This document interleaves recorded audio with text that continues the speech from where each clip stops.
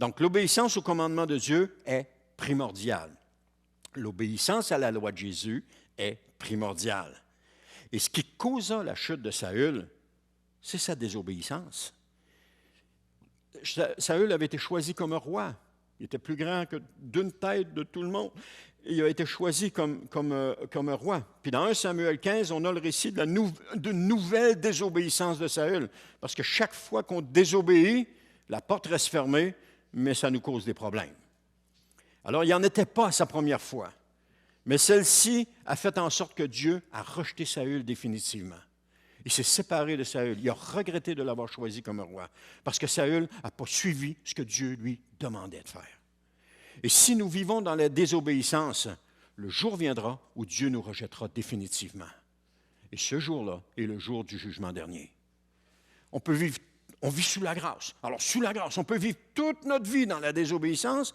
Il y a des millions de personnes qui le font et ne se soucient pas de Dieu. Et il y en a peut-être des milliards, je ne sais pas combien de personnes sont décédées, qui sont là dans l'attente du jugement dernier parce qu'ils n'ont pas suivi ce que Dieu, ils n'ont pas obéi à Dieu.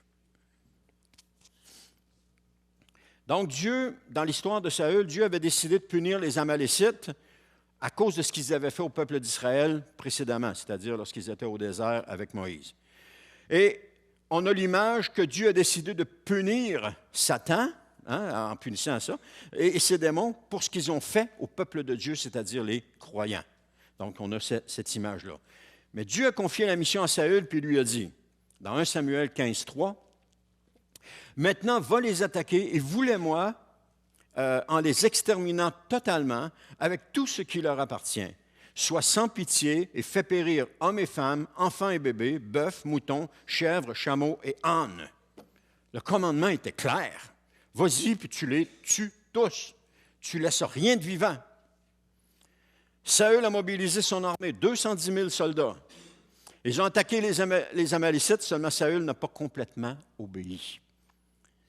Pas complètement. Et je me souviens d'un homme qui me dit une fois, il était parti de cette église ici, puis j'étais allé le voir, et puis il dit, tu sais, Dieu m'a dit de rester à l'église.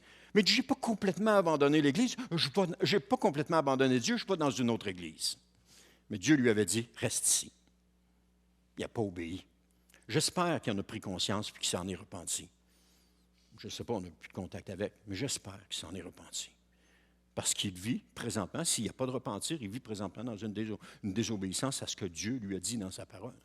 Alors, il est important de faire le point à un moment donné dans notre vie, puis de dire au Seigneur, Seigneur, est-ce qu'il y a quelque chose que tu m'as demandé dans le passé, puis que je ne t'ai pas oublié, puis que j'ai oublié? Ramène-le-moi à la mémoire, pour que je puisse te demander pardon. Et que tu m'ouvres une nouvelle porte pour que je puisse recommencer à marcher en obéissance avec toi. Et Dieu va le faire. Dieu va le faire. Il va le faire. Je l'ai-tu dit assez? Il va le faire. Il va vous pardonner. Dieu est un Dieu qui pardonne. Un Dieu miséricordieux.